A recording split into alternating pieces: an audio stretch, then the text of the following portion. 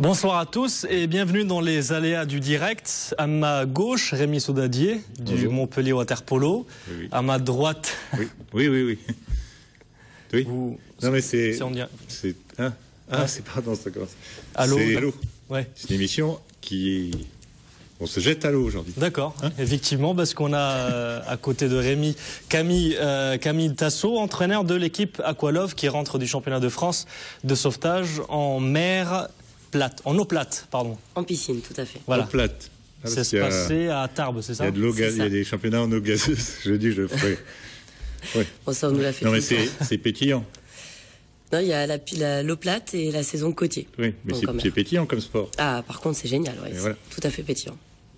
Donc pour revenir à Rémi, il y a du water polo et des choses un peu plus sérieuses. C'est vrai. Ce week-end, il y avait la Coupe de la Ligue de water polo, une première que vous avez malheureusement perdue contre Nice au tir au but. Vous avez mal commencé le match, vous finissez à 7 partout, et puis vous vous inclinez au tir au but. J'imagine, bon, c'est encore tout frais, mais un peu d'amertume. Ouais, tout frais, oui, c'était juste hier, donc on échoue sur la dernière marche du podium. C'est dommage parce que c'était un match sur lequel, comme vous dites, on a eu du mal à rentrer dedans, qu'on a su très bien gérer en fin de match, qu'on a peut-être réussi à se libérer, à enlever la pression et à revenir à 7 partout, alors qu'on commence le match avec 2 buts de retard. Après, on finit sur une séance de pénalty pour nous départager, et malheureusement pour nous, ça a été à la faveur des Niçois. Mais c'est vrai que quand on regarde le classement du championnat, c'est finalement le premier contre le deuxième. C'est Montpellier les premiers, et puis vous avez votre dauphin Nice. Oui, tout à fait. De toute façon, après arriver à ce niveau-là, c'était la finale, c'était les meilleures équipes entre guillemets du championnat. On ne s'est pas retrouvé là par hasard. Nice avait fait une demi-finale très serrée avec Marseille juste avant, où ça s'est joué à un but à 9 secondes de la fin du match. Donc c'est vrai que c'est des matchs où c'est très serré, et chaque match, il va falloir tout donner si on veut vraiment continuer à aller le plus haut possible avec Montpellier. Le gag, c'est que l'année dernière, vous savez où il jouait, lui?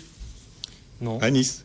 D'accord. Eh oui. Pas l'année dernière, il y a 2 ans. Il y a 2 ans, oui, voilà. d'accord, 2 ans, mais ça fait 2 ans que tu es là déjà. Et donc, mes coéquipiers. Nice, Non, mais je suis content pour eux. C'est une équipe qui travaille bien, qui sont jeunes, qui sont motivés. Donc, puis ils le méritent autant que nous, autant que n'importe quelle équipe du haut de tableau. C'est ça quand on regarde. Ils ont battu Marseille avant Nice. Quand même. Oui, et puis vous avez battu 7. Et c'est vrai que quand on regarde, voilà, c'est pareil, c'est un peu le quatuor. C'est drôle. C'est un peu le oui, en fait, le tirage de la Coupe de la Ligue a été fait en fonction du classement de la fin des phases allées du championnat, en fait. Donc, du coup, le premier rencontrait le 8e dans la Coupe de la Ligue. En fait, il y a que les 8 premières équipes du championnat élite, du championnat Pro A qui sont qualifiées pour cette compétition-là. Et du coup, il y a un croisement qui se fait. Le premier rencontre le 8e, le deuxième le 7e, le troisième le 6e et le 4e le 5e. En fait, du coup, normalement, c'est censé avantager ceux qui sont bien classés dans le championnat, en fait.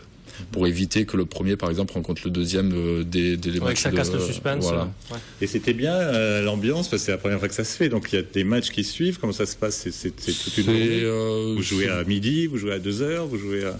Les premiers matchs, il n'y avait pas forcément énormément de monde parce que c'était la première Coupe de la Ligue. C'est pas un événement qui est un automatisme auprès des gens. Donc c'est quelque chose qu'on essaie de lancer.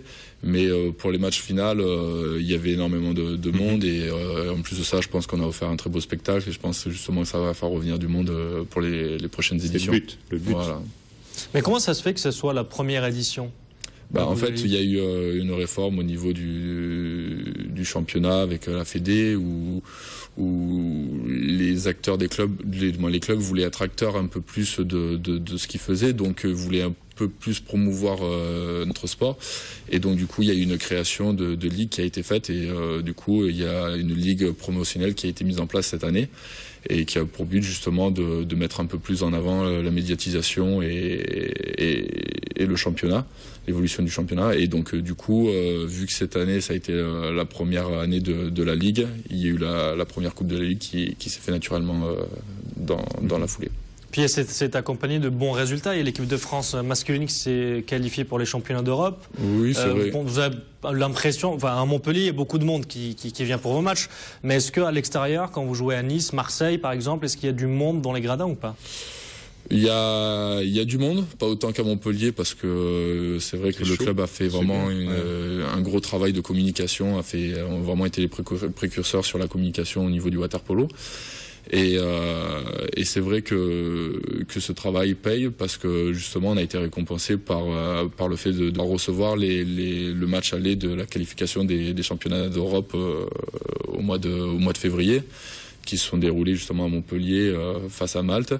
Pour l'équipe de France, c'était un moment important parce que ça faisait 13 ans qu'on faisait plus partie de ce groupe européen. Et donc on a eu de la chance de pouvoir refaire partie de ce groupe-là et de passer par Montpellier pour fêter ça en fait. D'accord. Autrement, l'objectif cette année, c'est clairement le championnat. Est-ce que c'est jouable ou pas? Est-ce qu'il y a des équipes comme Nice ou Marseille qui peuvent éventuellement venir vous gâcher la fête? Oui, oui.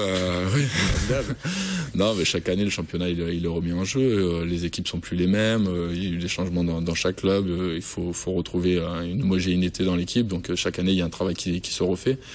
Et c'est vrai que nous, c'est vraiment notre principal objectif, un peu plus que la Coupe de la Ligue. Après, la Coupe de la Ligue nous a permis de nous jauger par rapport à nos adversaires.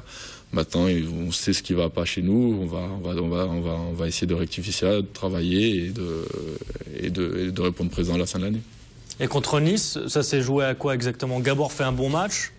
Ça s'est joué à quoi? Gabor fait un bon match. Oui, tout à fait, fait un bon match. D'ailleurs, il a été élu meilleur gardien du tournoi. D'ailleurs, on le félicite. Après, ce qui nous a manqué, c'était peut-être un peu de rigueur et de réussite, surtout en zone plus, en fait, où malheureusement pour nous... C'est quoi, zone plus? Zone plus, en fait, c'est quand un joueur est exclu pour une faute grave, entre guillemets. Et du coup, baisser le maillot, les trucs. Non, pas jusque-là. Ouais, ça se fait. Il y a d'autres fautes un peu plus graves que ça. Ça se fait. Oui, mais... D'ailleurs, t'en as pris 3 avertissements, non? Il me semble. En demi-finale contre 7, ouais. Et c'est quoi, tes choses préférées que tu préfères, les petites choses qu'on voit pas, quoi, en dessous? Non, après, c'est vrai que c'est un sport de contact, donc il y a 90% du corps qui est sous l'eau, donc on a tendance un peu à se chamailler, à de temps en temps à s'attraper le maillot, à se mettre des petits coups et à essayer de couler l'autre. Tu pinces? Non, ça va encore, non. Il dit non, mais ça se dit pas. Mais c'est vrai que des fois, quand ils sortent de l'eau, on voit qu'il y a des griffures. On s'en rend pas compte. En fait, c'est du rugby dans l'eau, en gros. C'est vrai que, oui, il y a énormément de contacts comme au rugby, mais après, c'est plus un sport qui va se rapprocher du hand dans l'aspect tactique, l'aspect du déplacement des joueurs. Mais par contre, c'est vrai que voilà, vu qu'il y a 90% du corps qui est sous l'eau. C'est physique. Alors, regardez, Camille, c'est un beau bébé. Mais du coup, pour en venir à Nice, qu'est-ce qui a pêché? Parce que 7-7, c'est au final pas un score très élevé. C'est quoi? C'est l'attaque qui a pêché? Nous, ça a été le manque de réussite, et puis comme je disais tout à l'heure, du coup, nos zones plus, c'est vrai qu'on a fait sur 11. Ce qui nous fait à peu près du 10%, et en général, quand on veut gagner des matchs, on est aux alentours des 40-50%. Donc c'est vrai que ça, là-dessus, on a eu vraiment énormément de difficultés par rapport à ça. Donc maintenant, on sait ce qui va pas, on sait ce qu'il va falloir travailler, et maintenant, il ne reste plus qu'à faire. Et les pénaltys, comment ça se passe, les pénaltys? Les pénaltys, c'est un peu comme au foot. Oui, mais t'es à combien? On est à 5 mètres. On est à 5 mètres, il y a un coup de sifflet de l'arbitre, il y a un shoot instantané, pas de fixation. Ah, t'as pas le droit de faire...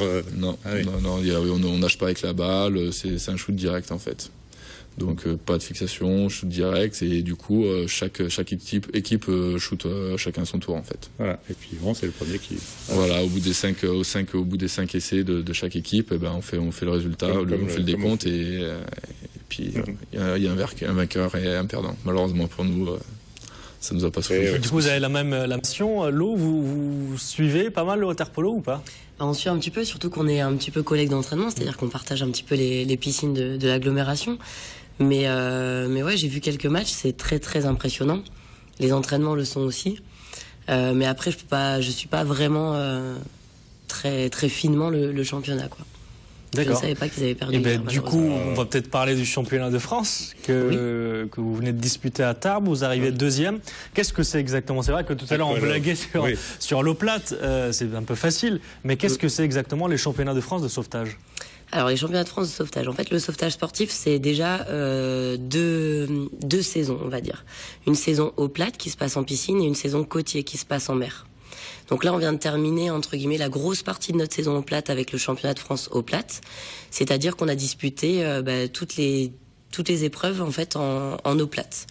Donc il y a 6 épreuves individuelles et 4 collectives.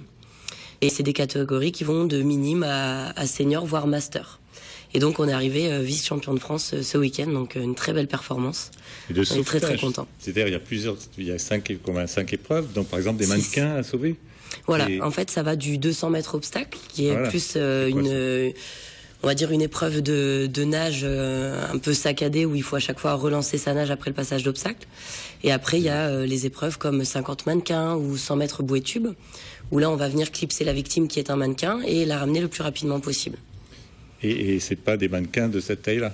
C'est pas des mannequins de cette taille-là, mais ils sont imposants quand même. Ah oui. Et du coup, vous organisez, vous, à votre tour, l'Arena Rescue. Ce sera à la Grande Motte et à Montpellier. Et ce sera quand exactement? Alors, c'est du 4 au 9 juin. D'accord. Donc c'est dans la partie saison côtière, c'est ça? Alors l'Arena Rescue, c'est un championnat en fait qui se dispute sur les deux, c'est-à-dire eau plate et côtier. Donc on aura 2 jours de plate et 2 jours de côtier. C'est un niveau européen, donc on a pas mal de nations étrangères qui vont venir.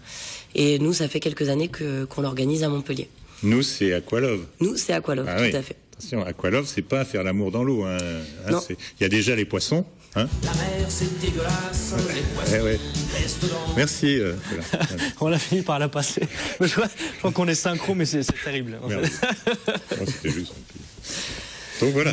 Et du coup, il y aura quoi comme discipline? Est-ce que c'est que du sauvetage? Est-ce qu'il y a par exemple des courses où c'est que du sprint entre guillemets? Est-ce qu'on joue la montre? Ça a l'air plutôt ludique. Alors, oui, c'est là où le sport est vraiment difficile du sauvetage sportif parce que ça va d'une épreuve de 50 mannequins, par exemple, donc du sprint, à une épreuve d'Oceanman où ils doivent enchaîner leur épreuve de Oceanman. C'est de l'anglais. C'est un sport australien, donc il y a beaucoup d'anglais. C'est une épreuve où ils doivent enchaîner leur épreuve de kayak, de planche et de nage entrecoupée de courses. Voilà. Donc où là, c'est typiquement une épreuve d'endurance. Donc c'est vraiment un sport où il y a énormément de disciplines et où on a besoin vraiment de beaucoup de choses, que ce soit le sprint ou l'endurance. Physique, donc très physique. Très physique, donc en côtier. Donc on va comparer en fait l'eau plate plutôt à des épreuves de natation, donc type 200, 50 ou 100. Et le côtier, ça va plus être vraiment des disciplines très générales, très différentes. Il va y avoir du sprint sur sable, de la planche, du kayak, de la nage en mer, et même l'épreuve de beach flags, qui est une épreuve de réactivité et d'explosivité du sauveteur. Vous avez besoin de tout ça pour être sauveteur? Et bouche à bouche, mais il faut le sauver quand même, le noyé. Et non, ça c'est plus la partie secourisme. Donc pour ça, on a le cercle. Le cercle qui est une épreuve par équipe. Ah, quand même, bien. Où on a 4 sauveteurs qui doivent sauver le plus de victimes selon un scénario en 2 minutes. Et où là, le niveau de secourisme de nos sauveteurs est étudié et évalué. Donc là, l'objectif, c'est quoi? C'est la gagne? Ce que vous recevez chez vous? Ah, évidemment. C'est la gagne. Surtout que là, on est vice-champion de France en eau plate. Donc le club d'Albi est passé donc premier au niveau eau plate. Mais c'est vrai que nous, on a la chance d'avoir la mer proche de nous. Donc on est vraiment sur les deux. C'est-à-dire on a envie d'être au bon niveau en eau plate, mais aussi en côtier. Donc là, l'Arena Rescue, pour nous, c'est vraiment une aubaine puisqu'il y a les deux qui sont évalués. D'accord. Et quel est le profil? C'est parce que c'est une association Aqualove. Est-ce que ce sont des bénévoles? Est-ce que ce sont, en règle générale, des sauveteurs en mer qui viennent se perfectionner et qui font ces concours à travers Aqualove? Enfin, ça se passe comment exactement? Non, pas du tout. En fait, c'est un vrai sport, en fait, comme le water polo ou la natation. Donc, c'est un sport qui demande énormément de pratique et d'entraînement. Et vous entraînez, donc? Oui, moi je suis entraîneur de l'équipe d'Aqualove. Combien de temps par semaine, par exemple? Par exemple, nos compétiteurs s'entraînent 8 fois par semaine. Ah oui. Donc 6 fois en piscine et 2 fois en côtier pendant la saison hivernale. Et on va dire moitié-moitié lorsque la saison côtier commence. Donc ça demande énormément d'entraînement. Et après, évidemment, nos sauveteurs sont diplômés. Nous, on cherche aussi à les diplômer de manière professionnelle, c'est-à-dire passer le BNSSA, passer les diplômes de secourisme, pour ensuite être sauveteur en mer, comme on les voit sur les plages l'été ou dans les piscines. Séries télévisées aussi. Ou dans les séries télévisées. On n'en est pas encore là. Et prochaine étape aussi, il y a le championnat du monde à Montpellier. C'est quand exactement? Alors, ça commence le 16 septembre à Montpellier. Et donc là... la fine fleur de... Bel événement, mondial. très très bel événement, puisqu'il y a 2 ans, nous, on est enfin entré, on va dire, sur le podium. C'est-à-dire que donc il y avait les Néo-Zélandais, l'Australie et la France qui rentrent sur le podium. Donc une très belle performance il y a 2 ans, qu'on a évidemment envie de réitérer, voire de faire mieux pour les championnats du monde qui se déroulent en France cette année. Et il y a des petits jeunes dans le coin qui peuvent percer éventuellement? Et nous, on a 2 aqualovers qui, on espère, feront partie des aqualovers, qui, on espère, feront partie de l'équipe de France senior cette année. Et mais les championnats du monde, c'est aussi des championnats du monde interclubs. C'est-à-dire que suite aux championnats du monde nation, notre club va défendre un petit peu ses couleurs au niveau mondial. Filles aussi? Il y a des filles, garçons? Bien sûr, filles et garçons, tout à fait. Ah oui. Aqua Love Story, quoi. Filles et garçons. Et il y a eu des mariages et tout? Non, il y a pas eu de mariage encore. Et si, remarque, nos dirigeants se sont mariés, Sébastien et Aurélie. Hein? Vous croyez de l'amour dans l'eau? Oui, voilà, oui. Je ne sais pas si vous conduisez, vous aimez bien les voitures, les grosses bagnoles, les rallyes, tout ça? Pourquoi? Parce que j'essaie de trouver une transition, mais depuis tout à l'heure je creuse. Merci beaucoup. Merci. Donc voilà, en fait il y a la saison des rallyes qui commence, et ça commence avec la 15e édition des rallyes des vins du Gard, pardon. Et donc c'est ce qui lance la saison des rallyes, et Alain Belon y était, et je vous propose de regarder son reportage. Tu as compris, hein? Oui, d'accord. Tu rames, quoi. Oui, non. Ils étaient 103 inscrits pour le 15e rallye du Vin du Gard, avec pas moins de 8 spéciales réparties en 2 jours. Il y a eu 2 petites spéciales qui étaient relativement courtes. C'est une question c'est pour un petit peu sélectionner. C'est pour sélectionner un peu les pilotes, c'est pour mettre les plus rapides devant et les plus lents derrière. 2 autres spéciales qui sont beaucoup plus longues et qui vont faire 3 fois. Ils vont faire pratiquement 40 km de spéciales chronométrées. Ça va être beaucoup plus sérieux et beaucoup plus costaud à gérer. Et pour gérer, il y a des locaux. Grégory Fontalba dans une Renault Clio et Romain Salinas avec une Opel Astra OPC. C'est un rallye qui me tient à cœur. Et là, ça a planté. Oui, ah bah voilà. Petit problème technique. Dans un virage, c'est planté là. Et du coup, ça nous permettra de lancer la question coquine, c'est le moment où jamais. Non, j'ai la question de Proust plutôt. J'ai été un peu rapide. Ouais, aux deux, hein, c'est un peu la même. Par exemple, quelle est la piscine préférée pour le poliste? On dit poliste. Poloiste, ouais. Poloiste. Ouais, oui. Voilà. Ils sont restés poloiste. Ouais, poloiste. Nous, on aime bien la piscine Antigone parce qu'elle offre vraiment En France. En France, ouais, elle offre vraiment un bel espace pour accueillir les supporters et créer vraiment une belle ambiance pendant un match. Et pour l'aqua? Nous, on s'entraîne beaucoup à Neptune, et le plus de Neptune, c'est que c'est découvert. Donc l'été, c'est vraiment très agréable. Après, moi, je me souviens évidemment de la piscine en Australie, des championnats du monde, qui était vraiment exceptionnelle. Et j'espère qu'on arrivera à reproduire la même chose avec la piscine Antigone cette année. S'il fallait sauver quelqu'un, vous avez la poupée. Quelle effigie vous aimeriez qu'elle ait, cette poupée? Un fantasme, un truc, une actrice, je sais pas, une... Bon, à la limite, sans tomber dans quelque chose de sexy, quelqu'un de la famille, comme ça au moins, ça motive. Il est mignon. Et vous, alors, s'il fallait sauver un homme ou une femme, hein, n'importe, je sais pas. Moi. Quel serait votre mannequin? Vous pouvez choisir la face. Peu importe, je pense que, ouais, comme il dit, quelqu'un de très proche, c'est très intéressant. Bah, c'est dur à définir. Je vous parle de fantasme, là, je vous parle pas de famille. Dans un fantasme. Quel est le mannequin que vous aimez? Ça va, on est entre nous. Brad Pitt. Brad Pitt se noie, vous y allez. Ouais, qui? Voilà, une fille qui se noie. Je sais pas. Voilà, comme ça. Joli, c'est sublime. Le maillot préféré alors? Un maillot préféré? Ouais, parce que vous avez maillot de bain de club, le nôtre. T'as un maillot fétiche? Et comment il est? C'est maillot de bain classique, 0D, mais c'est juste que c'est celui de Montpellier, tout simplement. Et pour faire de l'aqua, alors, il faut des maillots spéciaux? Eh ben justement, nous on prend les maillots water polo, mais à l'effigie d'Aqualove. Ouais. Parce qu'ils sont plus résistants. Ah oui, donc c'est quand même avec une doublure, etc., etc. Faut que ça tienne bien. Ouais. Et donc, quel est votre coup fourré préféré dans l'eau? Qu'est-ce que tu fais? Parce que c'est lui, c'est le, faut le dire, c'est l'homme qui Ouais, bloque un peu, quoi. Essayer de noyer l'adversaire en faisant croire à l'arbitre que c'est lui qui nous attrape. Et comment on fait? Truc vicieux. On l'attrape avant l'action et une fois qu'il est coulé, on regarde l'arbitre. Il m'attrape. Et votre coup coquin préféré en aqualove, est-ce qu'il y en a un? Sûrement. On peut pas vraiment jouer parce qu'on est très surveillé par les officiels, c'est très très réglementé. Ouais. Chacun est dans sa ligne en plus. Non, ça va plus être sur le côtier où il y a beaucoup de tirages de pieds et de noyades à la bord des bouées en natation, enfin sur la nage. Mais justement, on essaye de pallier à ça avec l'arrivée des vidéos en fait au niveau des bouées. Il y a même la vidéo en dessous, non? Eh ben, on va essayer de la mettre parce qu'il y a vraiment beaucoup de choses qui se passent à la bord de la bouée. Je n'en dirai pas plus. Il y a des choses qui se passent à la bord de la bouée. Le mystère reste entier. Il y a la bouée. Bon, bah super, merci beaucoup d'être venu.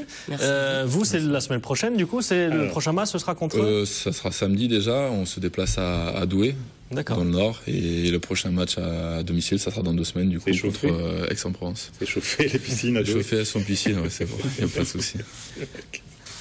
Non, mais ils sont doués. Ils sont doués, ouais. Tu es fatigué.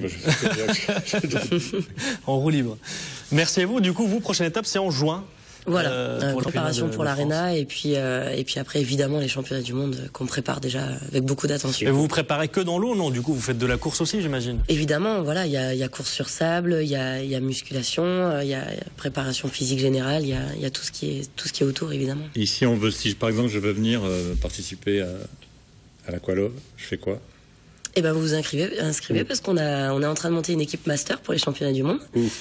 Et alors c'est avenue du Pont Juvénal, nos bureaux sont avenue du Pont Juvénal et vous pouvez venir. Notre groupe master est très très sympa, il y a une très bonne convivialité et des entraînements très agréables. Moi par contre je nage comme un caillou, je sais pas si vous avez déjà vu un caillou nager, je nage comme ça. En fait. Moi c'est plutôt l'apnée juvénile que j'aimerais tester. Voilà. Mais ça s'apprend, venez, on a aussi des cours de natation débutants et des cours de sauvetage débutants, des cours de sauvetage loisirs, donc n'hésitez pas à la porter grande ouverte. Super, bon merci beaucoup, merci à vous deux. Merci Jean-Can. Merci à vous, bonne soirée et à tout à l'heure.